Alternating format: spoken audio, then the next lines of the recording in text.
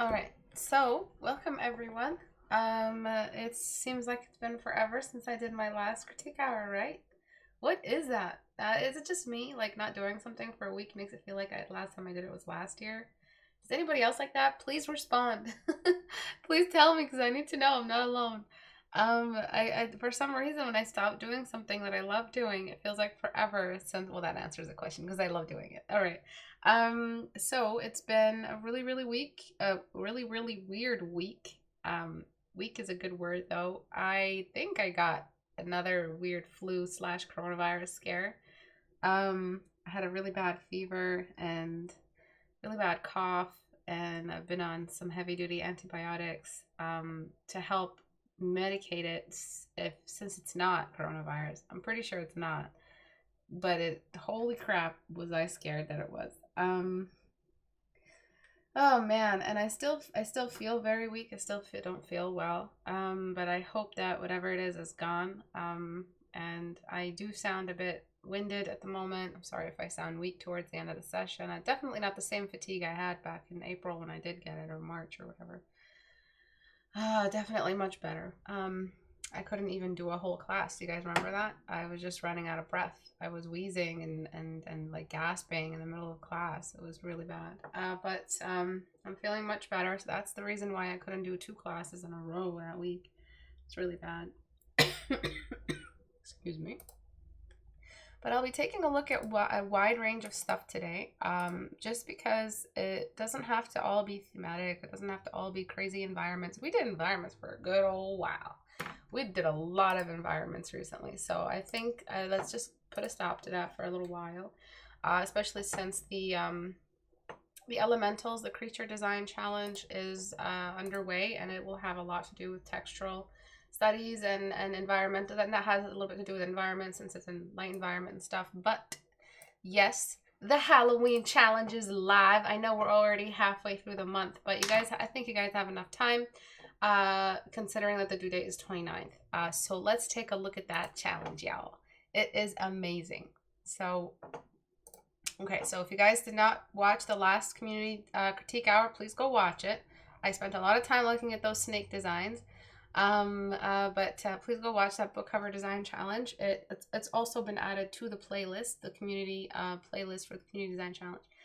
But let's talk about it. Let me read you the brief. So, Halloween Community Design Challenge, Creepy Elemental Creatures. So, welcome to this month's Community Design Challenge. To start off, if you are benefiting from these challenges and you'd like to give back to the community, you can do so by joining me on Patreon. You can just pledge the dollar a month Patreon, and that's all you need to do, if you want to. It's all optional. You don't have to be part of Patreon to be a part of Critique Hour. As you can see, this is Critique Hour. It's the Reddit community. It's the live streams. That's all free, easy access. You just click.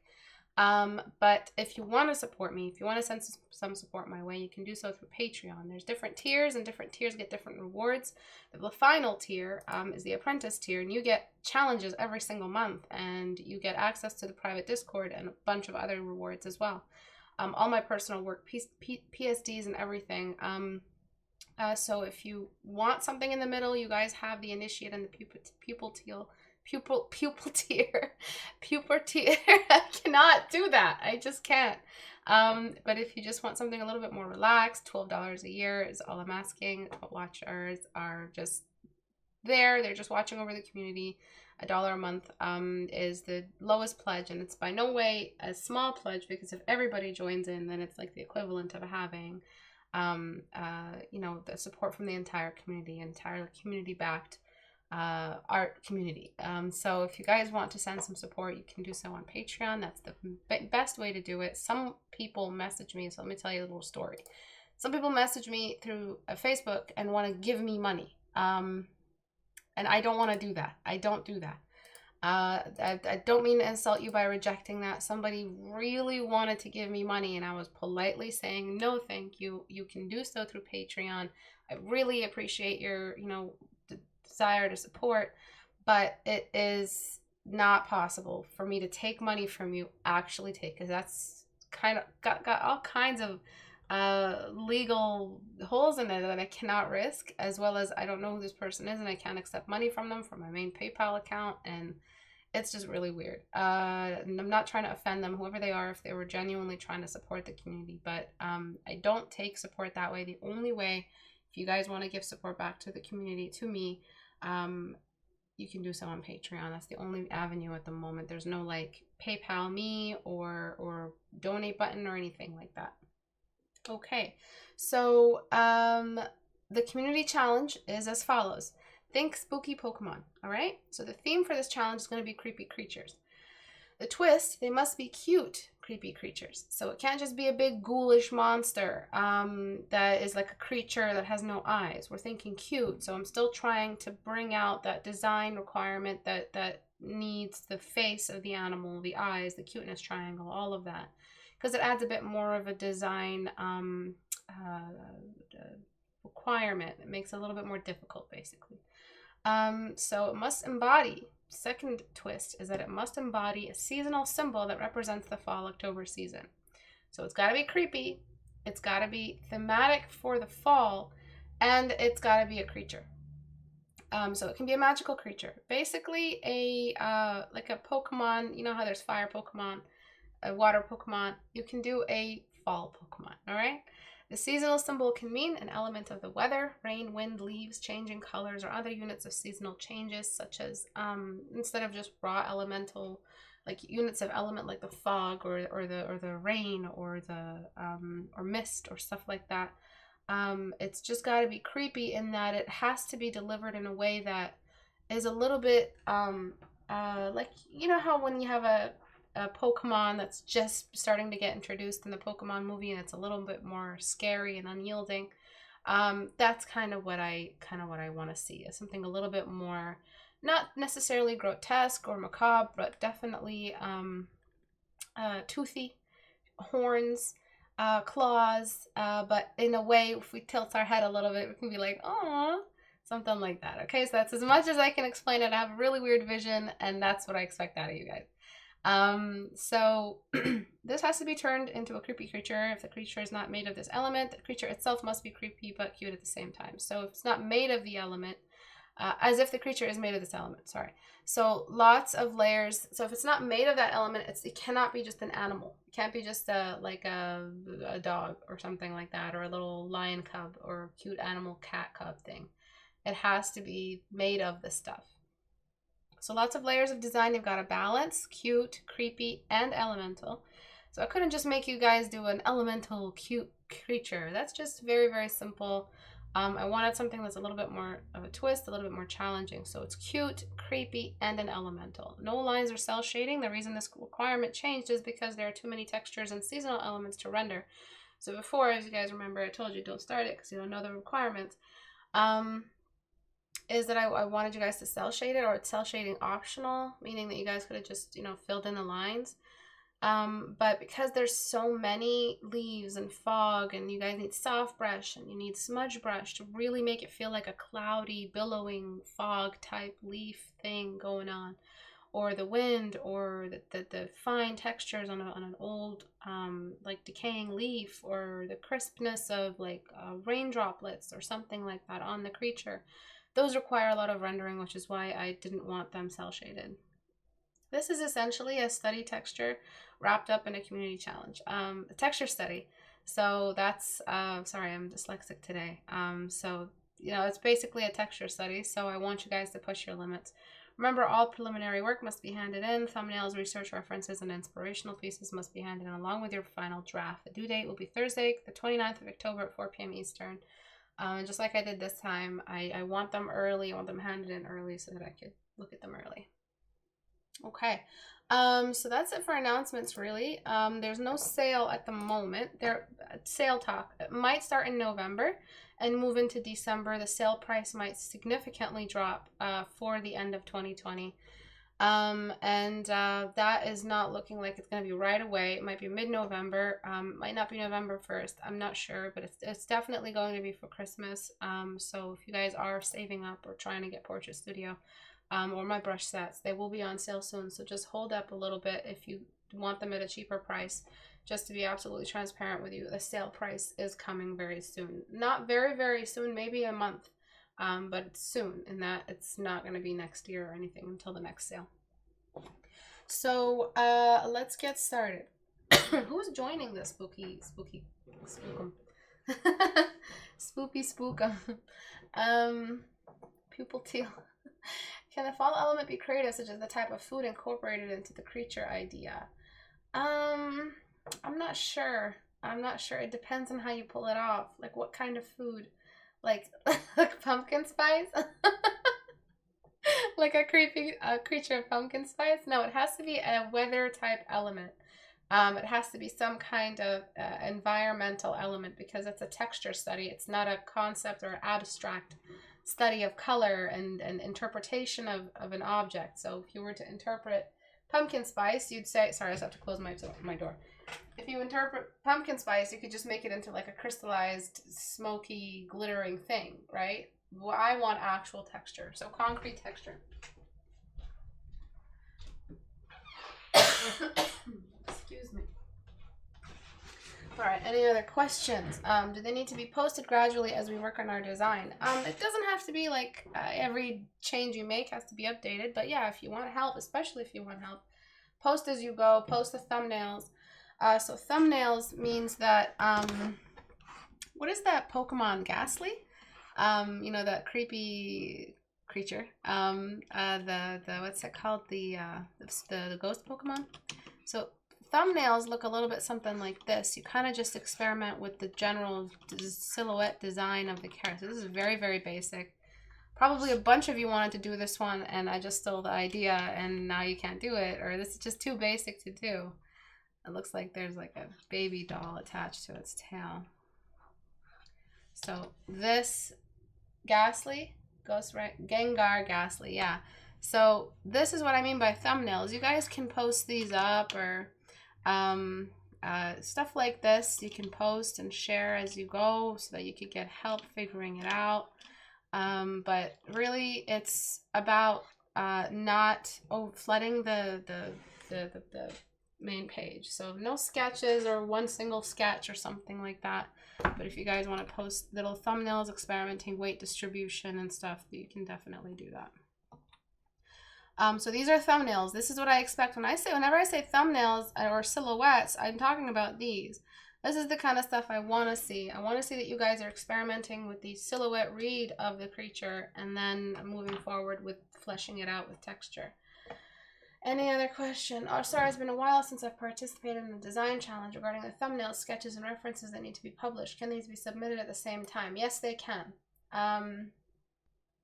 And yes, they can be posted gradually, just like I said. Oh, darn. Okay, I was going to do an apple pider, a spider made out of apple pie and ice cream.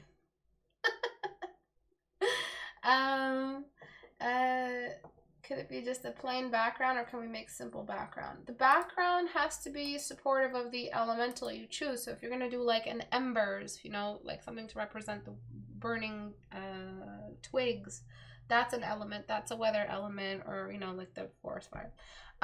It's not a joke. But darken the environment so that it's dark enough for the ember texture to come through, but not...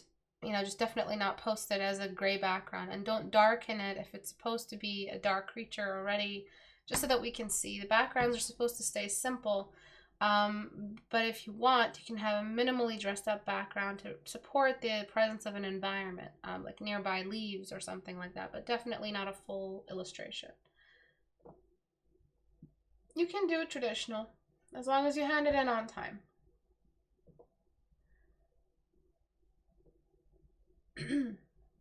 So it sounds like a really, really fun challenge. So by show of hands, who's going to be joining?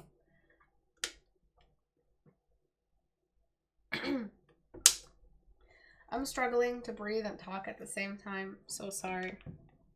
I'm just constantly getting like, you know, step outside and I get really cold. So it's not coronavirus. I really don't think it is.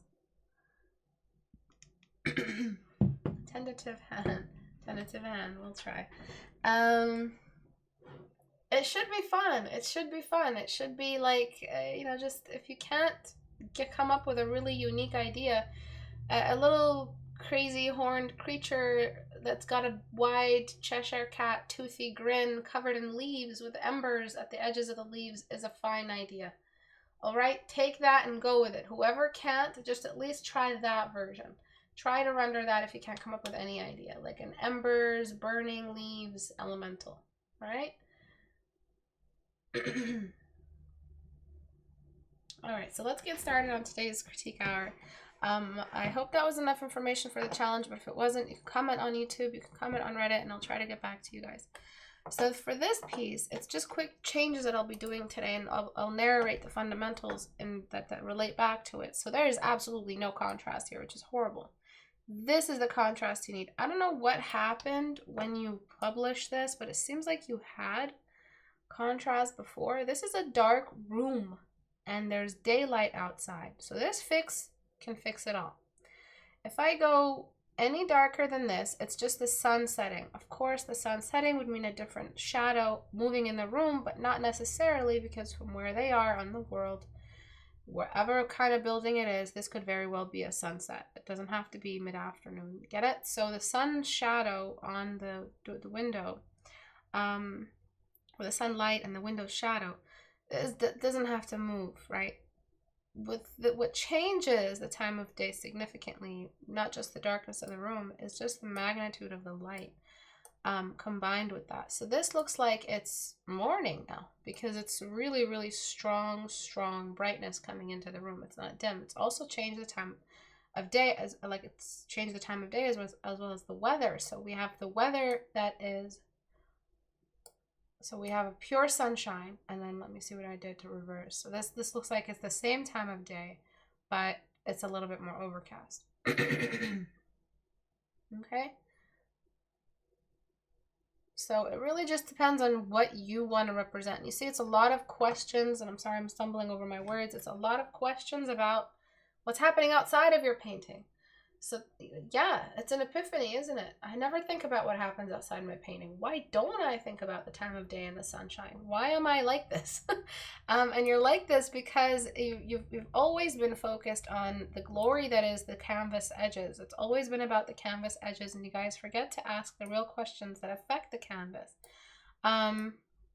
So please make sure that you're thinking about these extra qualifiers that make or break a painting. It's whether or not you even believe in this painting.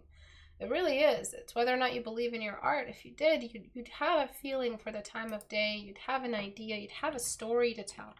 When I say that, do you believe in your art, I'm saying, is there even a story behind it? And that story would have said a lot more detail than you showed. This is without detail, meaning you haven't even thought about the time of day or how that affects the story, or how that has built through the narrative, or how the narrative has designed this mood, or what mood you're trying to represent through the narrative. So I can't make those decisions for you, but I definitely did a sweeping change that at least makes some physical sense to the fact that there's no lights inside the room and there's only sunlight coming in. So because there's no lights inside the room, I love early morning light in a window. It's because that's just because it gives the light more movement across the room. So we have a bounce light that happens. So when light falls, it doesn't just fall, it bounces. And so we end up getting this bloom, and that bloom is what I'm trying to apply here. It's kind of like washes out anything in front of it, and then that bloom just travels upward. So you can see the difference. It's just a big glow of light. All right, and that light sits on top of the ceiling, and I think you already had some of that going. And I'm not sure if you used some kind of reference building thing. I'm not sure what the architecture here is saying, but I guess maybe you did use some kind of reference for the curtain. But it feels like the curtain is a little, I really can't judge. But cast shadows do have a problem. Even if it is a bright time of day, I think that you need to blur your cast shadows just a little bit more. There's like a really cool smudge effect that happens when cast shadows hit the ground, and it's more like a motion blur. So filter, blur, motion blur. I'm gonna make it travel exactly one direction. So watch the cast shadow. Kind of does that when it falls on the ground, just because there's multiple rays of light casting shadows and casting different images. A light source cast on an object is taking an X-ray. It's like it's literally an X-ray, not actual X-ray waves, or it's not what I'm saying, but it behaves the same procedure as an X-ray, which is shining a bunch of lasers on an object. Do the lasers go through? These lasers of X-rays don't go through our bones, revealing our bones and their imperfections, hence an extra X-ray. But when we have light just casting on an object, the object is too opaque. 100% the object was denied, except if it was subsurface scattering. The object is see-through. The light can dance around inside it and glow outside. So we're mostly opaque. Opaque means light doesn't go through it. So here, this curtain is opaque somewhat, and so, but not all the way. And so we have different layers of the light doing different things across the edges. So it's like a motion blur, and you can see how that's a really, really cool effect. It makes it look a little bit less stale. And then we've got the fact that the curtain itself is less see-through than the material used to make the windows. So I'm going to just throw some light through that curtain to show how we can still see the fabric and the material through it. So these are the details you guys miss. And I'm going to take this mid-tone value on lighten, and I'm going to also distort some of the shadows. There's just way too much light traveling through this curtain to allow that much contrast. It's like the curtain is being X-rayed, right? So light is like an X-ray through an object. Cast shadows are like an X-ray. Write that back. And then we've got this, pretty much every other shadow everywhere needs a little bit more blurring. It just cannot have the same edges. So a sharp edge used twice in two different objects is saying that these edges are similar in material. The blurring is lessened this far out because it's closer to the object casting it. So over here, the object is a little bit further away. And I'm going to bring dodge tool. And I'm going to dodge the ground that is closest to the light source. And I'm going to dodge this. I'm just trying to be very careful because dodge tool is a little bit nuts. And I'm going to get some of this and bounce it on the stairs. All right. And then just wherever there is focal point, I'm just going to try to throw a little bit more light on. All right, so any questions at all so far? So this is basically like a assembly line form study study. So any questions, and I'll answer them as I go.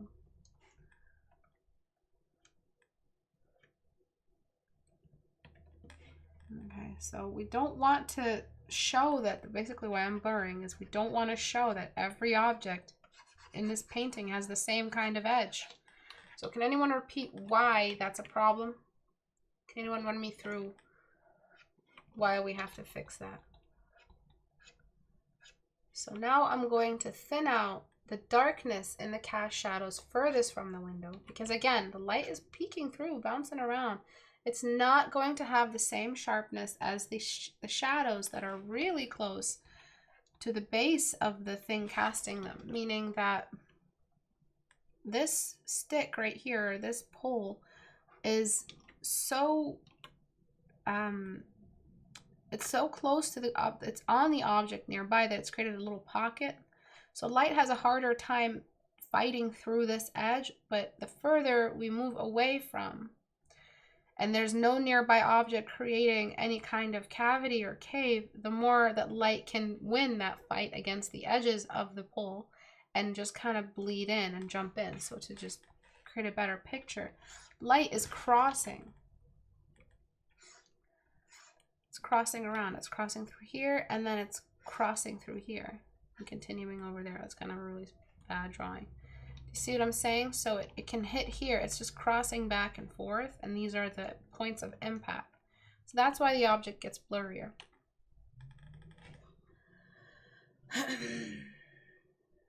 Yes, because there's multiple points of light. So because the sun is not a point light, it's a sphere. So it blurs distant shadows because there's multiple points where the light is coming from. It's not just like that. It's like that. Even though compared to the Earth, we're actually so tiny that it can behave like a point light. And that's why it's so dangerous to be out in the sun. It's just a straight up laser. It's mostly to do with the objects as well. But the sun is emanating light spherically.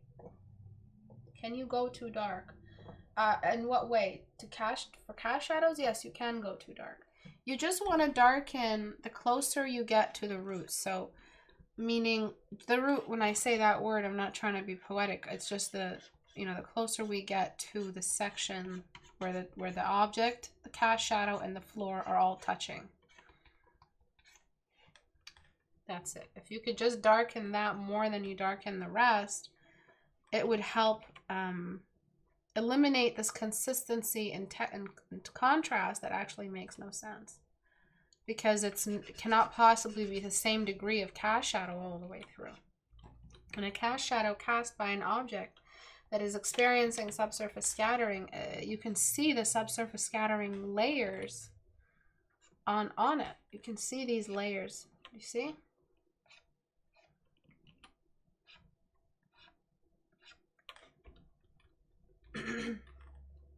Okay.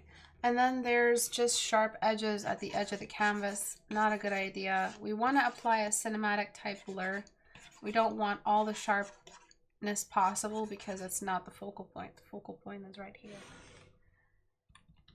And then finally, because this area is messy, Photoshop couldn't figure it out when I messed with the levels. So I'm just going to go back and create a consistent denial of the light moving into the corner. This wall over back here should not be that dark. It looks so ominous. Because it should actually be a little bit more bright because there's a wall nearby. The floor is nearby to bounce that light, and then the ceiling is doing its own thing as well. So I'm just raising the brightness of that wall in the back.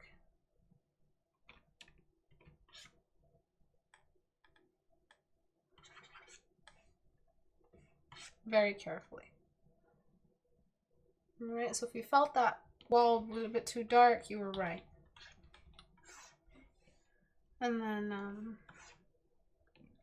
I'm just darkening now.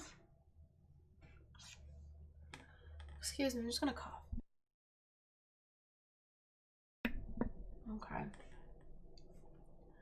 So I'll just do a little bit more. And then this section right here, it could be a bit brighter.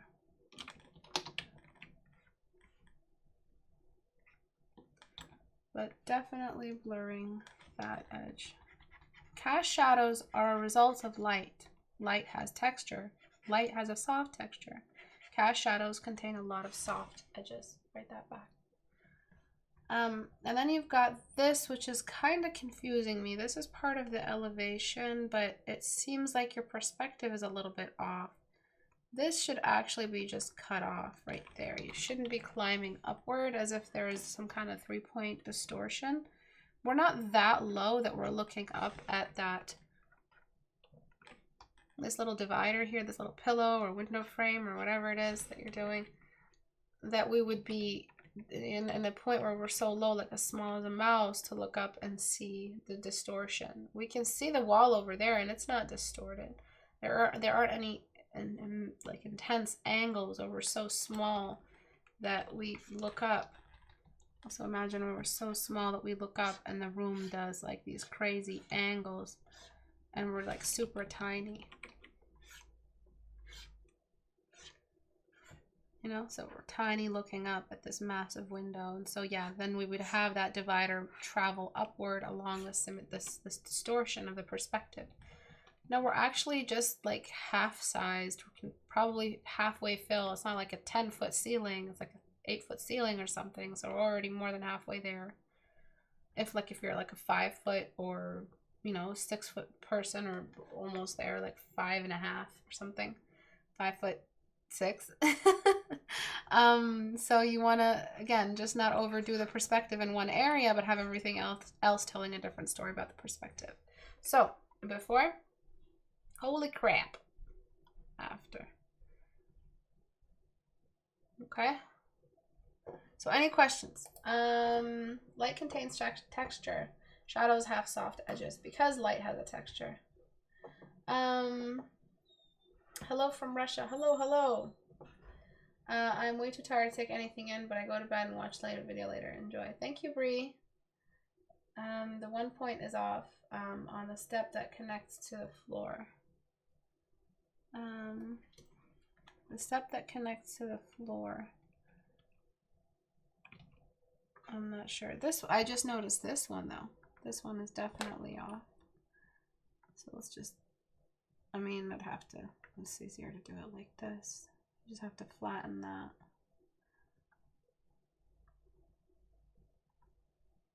What am I doing? What am I doing? It's okay, I'll just do it like that. So that was off because it needs to be a little bit more flat. I am very scatterbrained today. Okay, and if this distant section is outside, if this wall thingy is outside of this room, so if it's like the edge of a balcony or something, we need to fix that. So let me just fix my lasso.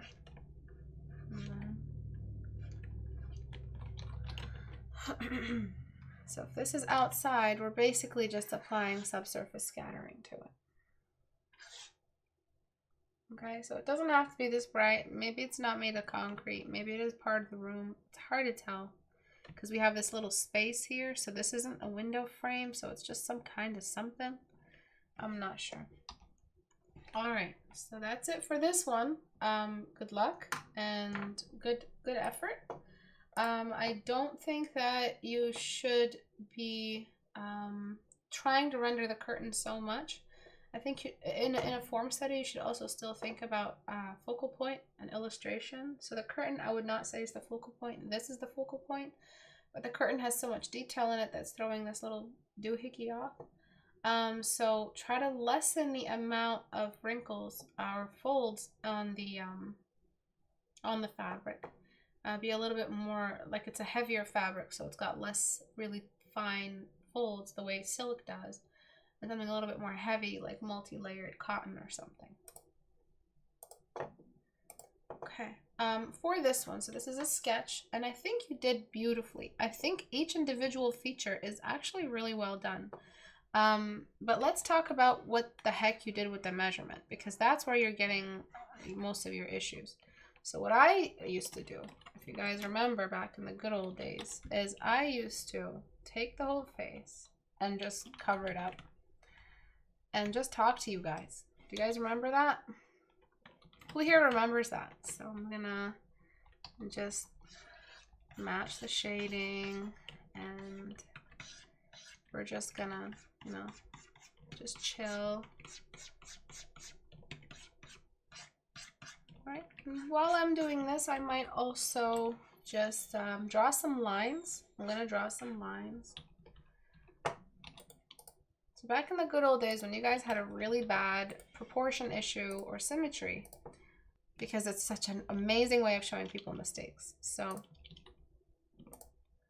I'm gonna draw some basic lines of where the ear is. So basically those were where the eyes would be. So the ear is kind of not in a good spot because the head is short, the head is stunted.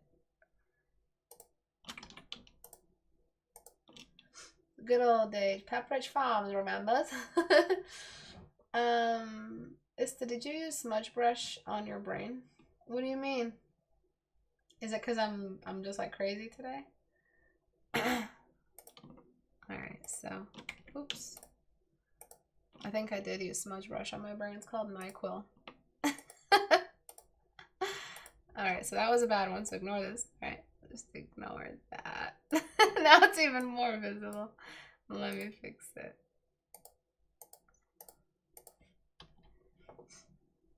I might actually lassoing symmetry lines there, and I really did use smudge brush on my brain. Alright. Use smudge brush on your attitude, good sir.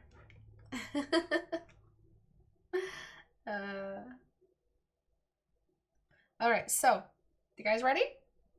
So this is ideally where I feel like the feature should go. The ear is in the wrong spot, I believe. But based off what you were drawing. And the head should be a little bit higher. So I'll merge that down. And I'll keep that there. Alright, you guys ready to see where the face was? Boom. The face was so outside where the eyes and everything was supposed to be. The face was just completely off. Look at the line of the mouth. So the nose is supposed to be in between these two lines, right? The nose is not supposed to be that entire space. The mouth is supposed to be somewhere on this line. The eyes are right, but they're too far apart and too large for the face. All right, so if you guys remember, we used to use this trick as a way to trick your mind out of its tunnel vision. So can anyone explain what tunnel vision means? So when we paint and paint and paint, and we end up getting accustomed, basically I'm answering the question, but if you guys want to elaborate. We get accustomed to the measurements we're seeing, and we know there's something wrong, but we're not really sure how to fix it. So what we end up doing is we end up just correcting smaller errors instead of correcting the one big error. But it's hard to see the one big error because we've become accustomed to it. Either it's the largest object on the paper, or we haven't zoomed out. Excuse me. But eventually we get used to seeing one thing. If you use the reference, you must not have measured it properly, because I've never seen a face like this. This is more like baby proportions. So what you want to do, very, very easily, is just shrink these features so that they fit. This adult face fits in this adult sized head. All right. So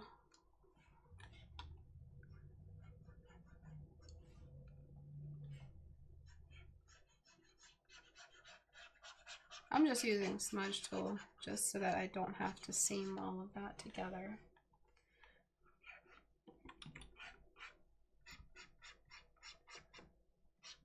So let's talk about those who want to submit traditionally. You don't have to paint digitally to submit. All the techniques I teach in Critique Hour are all traditional friendly. Smudging, blocking, using references, measuring, it's all traditional friendly. So now that we fit the face to match the size of the head, we can just work on fixing the hairline because it looks like she went bald on one side. Alright, and then we are gonna raise the size of the head a little bit because that's looking a little intense. So I didn't change the head, I didn't change the kind of face she has, I just matched the face to the head size.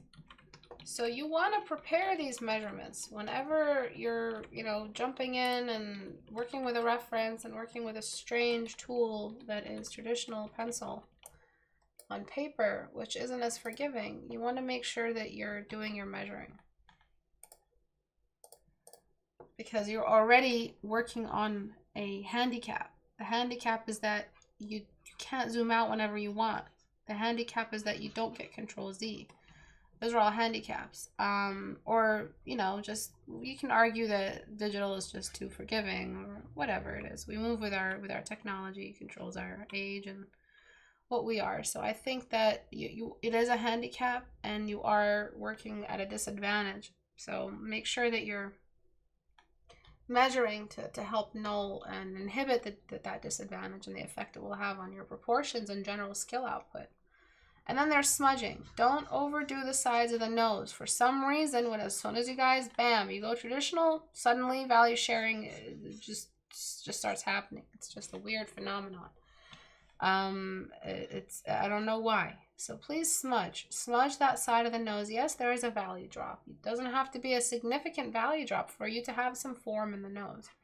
And make that smudge travel up into the eyebrow so it can feel like the eyebrows are actually growing and not just plastered on there. All right. Smudged out eyebrows are realistic eyebrows. Write that back to me. What you did with the lashes is not acceptable in one big way.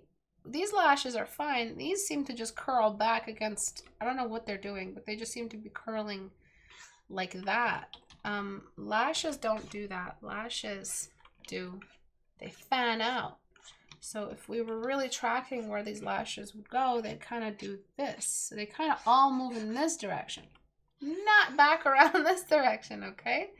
Maybe from the side, if there was an eye from the side, lashes would do this shape. But even then, okay, so it's like a very mild C curve, you know, when we see lashes from the side. Sometimes lashes just do a little dash. You're just just drawing a straight up C shape on front view eyes. Not acceptable. All right, and then make sure you find where the cheekbone is with your pencil and do some slight value drops. You can even have some extra on your little smudger tool, the tortillon or whatever it's called, tortillon. I don't know what it's called. It might still have some lead on it, some pencil, so you can bring that down and create a nice cheekbone shadow, and then just smudge the rest of it. I draw with my smudger because it's got so much pigment on it. I just draw with it. She looks like she's doing like a little expression or a silly little smile. I think it's charming. I wouldn't change it too much. Make sure you get your eraser and erase away at areas that are catching light. So erase away any pencil here. Erase away any pencil here and here for the cheekbones. And if you want a quick fix for those lashes, just smudge at them. Lashes are the illusion of texture, and you should not be drawing the full-on texture. And you should also be showing the fog of shadow that is the lash line. It's like a presence of a shadow. Basically, you're missing the natural eyeliner. You could be doing some work here. So look up eye sockets on my channel. And look at what I say about eye sockets. So what are some points I say about eye sockets? So when attempting this in traditional media, we're only talking about grayscale. So what do you mean, Yasmin? I mean, you can do it in color as long as the pencil is smudgeable. Our professors at school say the blending step is dangerous because people attempt to blend out an entire value face and make them super muddy. Maybe if your teacher spent more time teaching you where to put values, you guys wouldn't have a muddy problem. Muddy problem is a result of bad teaching when it comes to lighting. Muddy problem equals a light issue, not a technique issue. If a student doesn't know and is not disciplined in their use of black, they will have muddy values. That's the reason why you guys, that's the reason why you guys have muddy values. That's it. Mud just means a bunch of black mess everywhere. That's it. And it's not, oh, everything is too blended. Everything is too blended is an edge problem. So if your teachers spend a little bit more time learning how to draw so that they could teach it, they'd be able to teach you why your work looks muddy. They do. It's most people. Our college pipe pretty much every new enrolled student into the art classes, and they hate being there.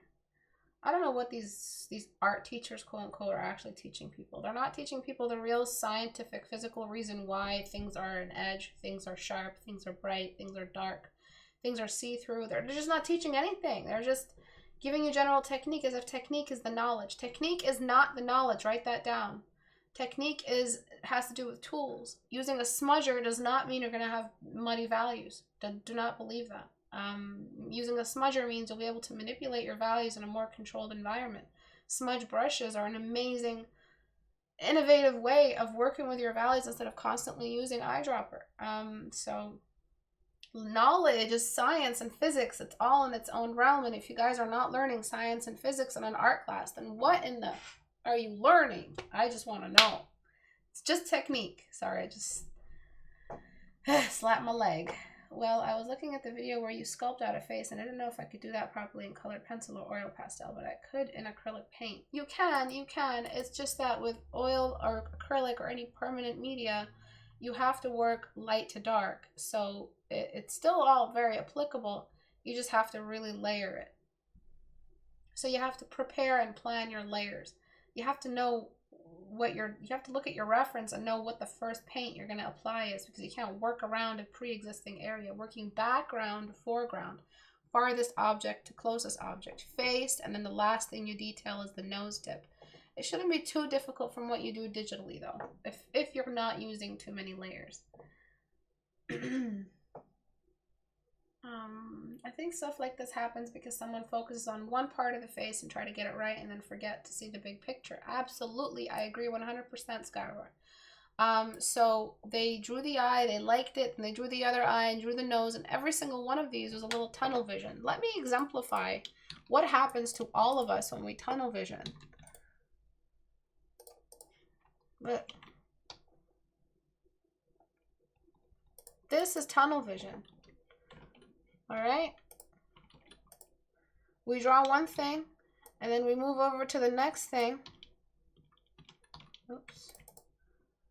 And then we move over to the next thing and we have no idea what the hell we're doing, and then we move down to the mouth, and maybe that tunnel vision will, you know, expand a little bit to include another section, but it's so small, and then we end up with something like this where we weren't even thinking.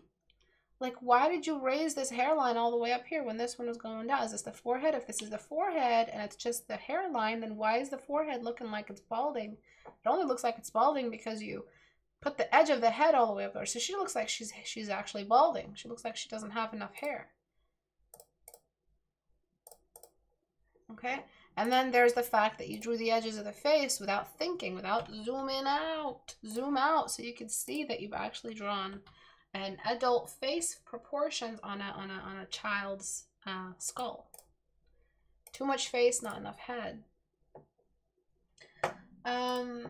Especially when it shows that the eyes look here with everything. Technique's not about the tools, it's about the knowledge. It's a great way to explain tunnel vision, by the way. It is, because it's you're not this is actually what's happening when a student kind of zones in on one area and over renders it and hover renders.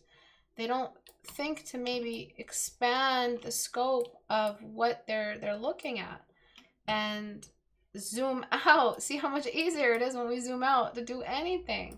So zoom out. You can shrink it, but the shrinking of this tunnel vision only is something you graduate into, and then you know eventually can zoom into one area and detail, but at this point it's almost filled up the scene, it's almost filled up the canvas, so it's not television anymore, you're just detailing. All right, any more question? Tunnel vision is the exact reason I'm not a fan of those Instagram and YouTube artists who go viral for their printer style drawings. Yes, no guidelines or proportions laid down. Exactly, they're like these super realistic rendered eyes, and they got every little picture, even this distorted picture of the background or what's in front of the photograph reflected in the waters of the eyes. They'll get that.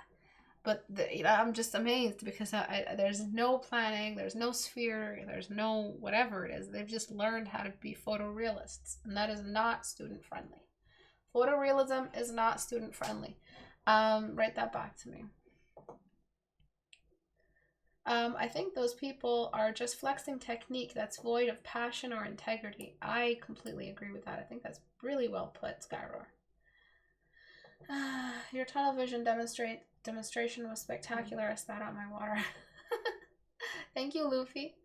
Photorealism is not student friendly. Oh, no substance. It bothers me. Yeah, it's just, oh, let me draw a sparkly eye with tons of mascara and eye glitter and tons of eye specular lights, and yeah, and that's it. That's not how it works. You guys need to zoom out. You guys need to plan proportions. You guys need to decide where your symmetry line is, where the sphere of the geometric anatomy of the eye is.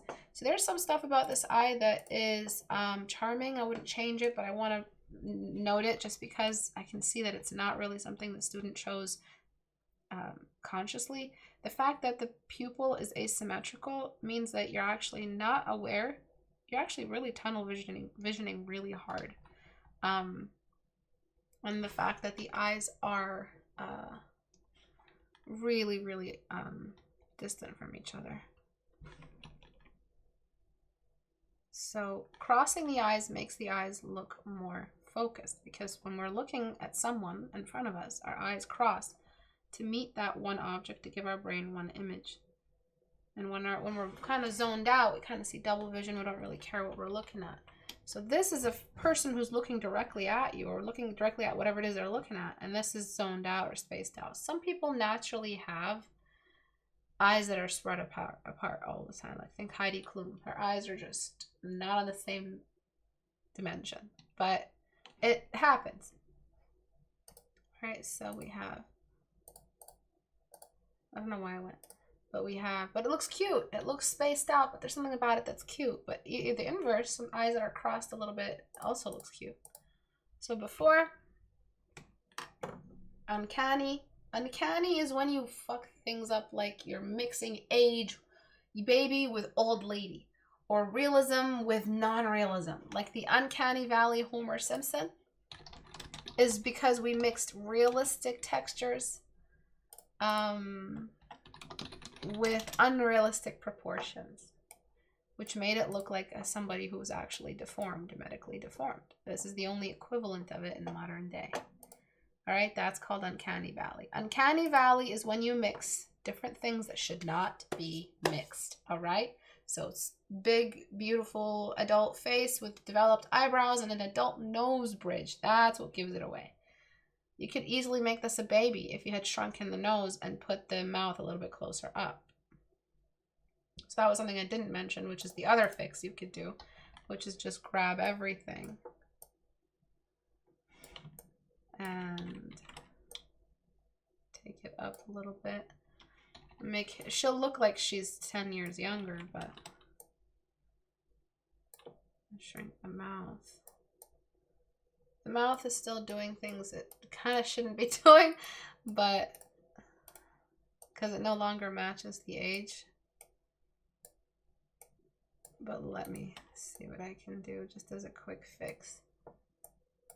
All right, so this is not the ideal fix, but the best way to have less face equal to the head. The eyes are still a problem. You're still gonna have to repaint the whole thing, and the hairline too. But was to do this. But you can see the nose bridge was the problem here. That's what you were mixing to get the Uncanny Valley. See that? If you shrink the nose bridge, it'll match her short face, which matches her baby proportions. But instead, do something a little different. Shrink the whole face, keep the head the same size so you can still have your character.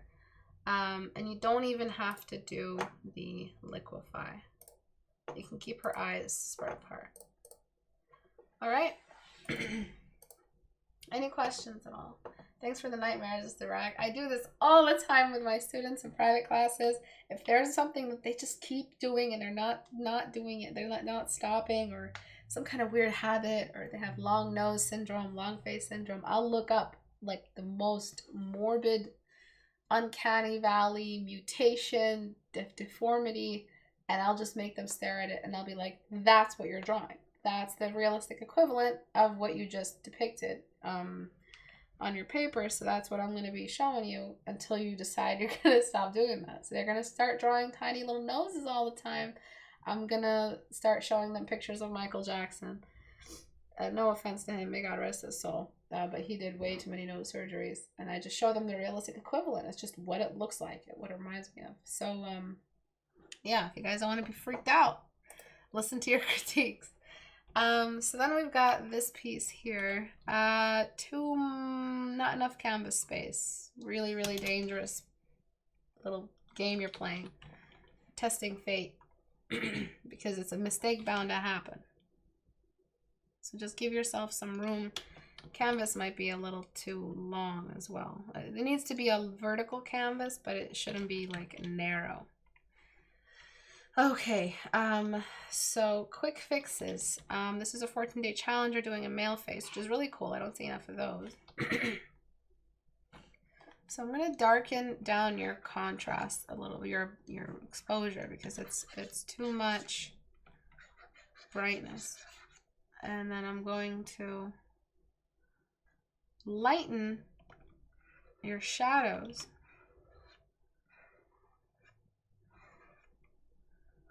Again, it's just intense what you're doing here, because it's representing a really different type of light environment. All right, let me just delete your background. So today was a little differently paced. What did you guys think about it? Did you guys like today's class? Did you like the weird jump in topics, or is it just a little bit too crazy for you? What do you think? All right, so what I'm gonna do is actually, I need some of the contrast there in the old face, just because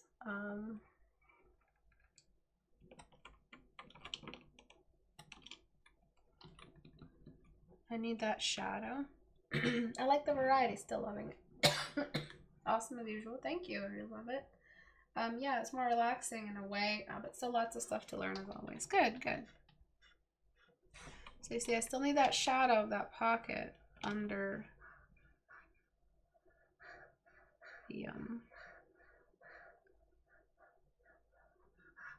the chin. So this is kind of a much better light environment. I still have to deal with your background value. So I'm just bringing back some of your contrast. And then you've got an expression, which is a big no-no in 14-day challenge studies. This guy's angry. He's angry about the waiting lines for voting, because these corrupt politicians don't want us to vote them out, so they don't provide drop boxes that are enough per area. So you've got one drop off box in Texas, or like all of Texas right now. Can you believe that? One ballot drop off location for the entire state of Texas. That does not sound right. That sounds illegal. Make sure you guys go out and vote, okay? Vote right. It's damage control. Vote him out. Vote him out. Vote him. All right, so I can't honestly teach a class without mentioning our current climate in the world. So please make sure you go out and vote if you can. If you haven't registered, I'm not even sure if you still can. I think you still can. Please don't quote me on it. Get your IDs ready. Go to the DMV, get your IDs ready. You can vote with your passport in hand. I know that there's some people somewhere, and I'm not sure which state, North Carolina, they had an 11-hour waiting time to vote, which is unbelievable and a complete injustice. Oh man, this age is a scary one. All right, so I'm gonna get rid of the shadows you have on the side because they are not representing the sphere.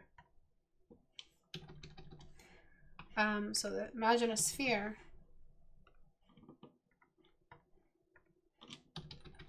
And it's in the same kind of light. Would it have shadows on the side of it? No.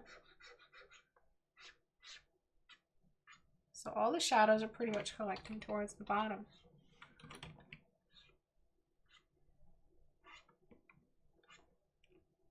So I raised his eyebrows up. Istebrak for Democrat. I've never had to wait more than 20 minutes to vote here in Canada, and registration is so simple. It really is. It's not one whole state, it's one whole county. Oh, my bad. My bad. Thank you for the fact checking. That's still bad. I don't know. A county is like half a state or part of a state. It's like a big pie piece of a state. It's like I'm not sure how to describe it. Vote for Kanye already. I don't think it's right to tell people who to vote for specifically as a principal, but I agree. Please vote. No. In this case, please don't vote Trump. in this case, Trump is a bad guy. Okay? Literally only crazy people are supporting Trump right now. If you are doing your reading, if you are looking into all the sciences, if you are a rational human being and you're actually looking at his track record of 4 years, it is absolutely founded to no. Do not vote Trump, please. Look and convince yourself. Don't take it from me. Just look around you. That's it, and then go look into some reading. It is not right, but that's what campaigning is. Please do vote Biden, not because I believe in Biden or I'm a Biden fan girl or anything like that. I just do not think that the safety of this country is should be in the hands of this monster. Okay, so we have the background value, which should be a little bit darker. And now you have a much more, let's just say safe for a 14-day challenge, much more appropriate and safe contrast spectrum for your submissions. So we've got, this is why I hate changing sizes when we do the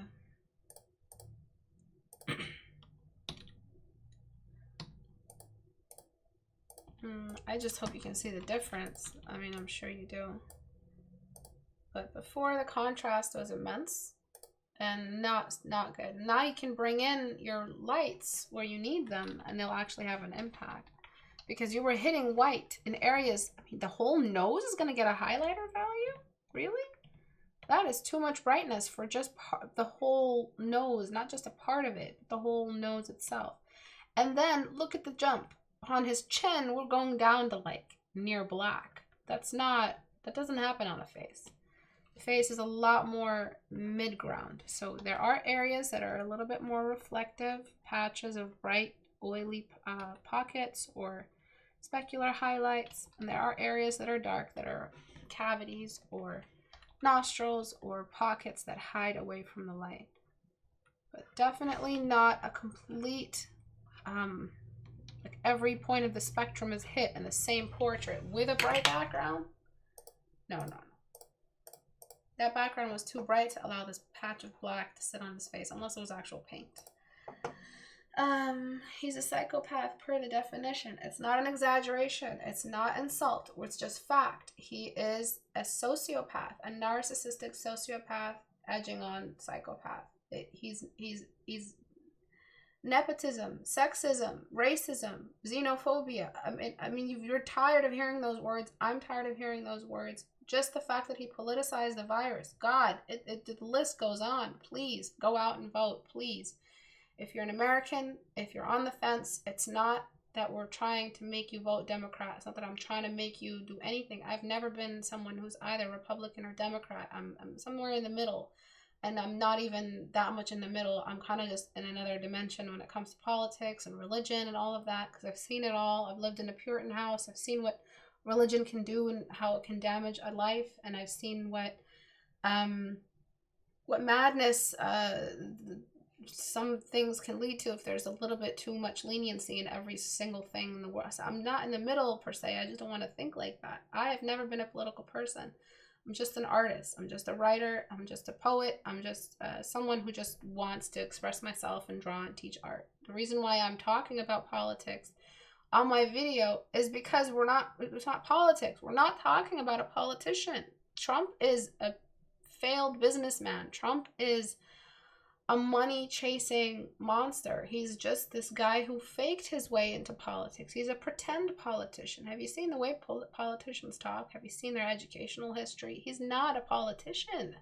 He's an actor. He's a reality TV show actor who used his money to walk into the White House, and we need to use our votes to walk him out.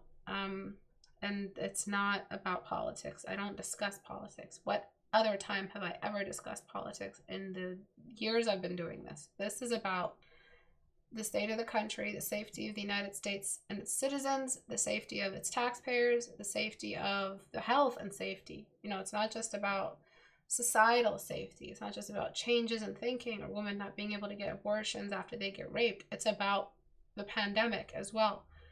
Please, if you're a rational thinking human being, if you're not rational, I get it. I can't really talk to you if you're not a rational human being. But if you're rational, most likely you are, go do some reading. Facts from independent researchers and fact checkers on why Trump is a bad person. Google it. Why is Trump a bad person? And then go out into Reddit, go out into Imager, go out into other meme sharing, news sharing platforms. Don't go to news stations, not Fox or CNN or anything. Just go to memes. That's where the truth is, really. It's from the mouths of people. And then just look there. You'll find all the news you need there. That's where I get all of my news, along with Reddit and trending and front page and some CNN. I get some of my news, and I'm still skeptic because I saw the way CNN handled 9/11 and the way it distributed, demonized my people of Iraq and made everybody look like terrorists. And I'll never forget that. CNN and Fox News are on top of that. I'm not a political person. I'm not up left or right. I'm not CNN or Fox News. I'm not like that. What I am is a rational thinking millennial, and I have questions. And this person is so far the enemy. He's the enemy of all people. He's the enemy of taxpayers, the enemy of the people of color. He's the enemy of white people as well. So please, if you don't believe me, go out and do some reading. Look around you. Look at all the heroes that are voting right now. Just try to get this country back into at least a safe place you can just go out and walk. Remember when you used to say, we can't even go out and walk anymore? We can't go outside and take a walk? That's life right now. That's our reality. We can't go outside and take a walk. So please just think about it. All right. Thank you, everyone, for joining me today. I hope today's class was educational. If you don't like me bringing up how I hate Trump, delete, unsubscribe, and leave. Because I hate Trump, and I always will. And I will always hate people like Trump and sociopaths and tyrants. I'm an Iraqi, and I was born in Iraq, and I saw what Saddam Hussein and what an unchecked tyrant does to people.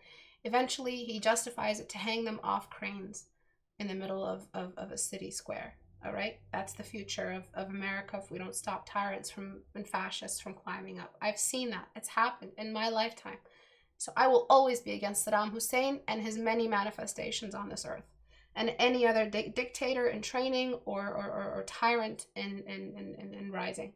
All right, thank you everyone for coming. I'll see you guys next class on Thursday at 5 p.m. Eastern Time. Bye.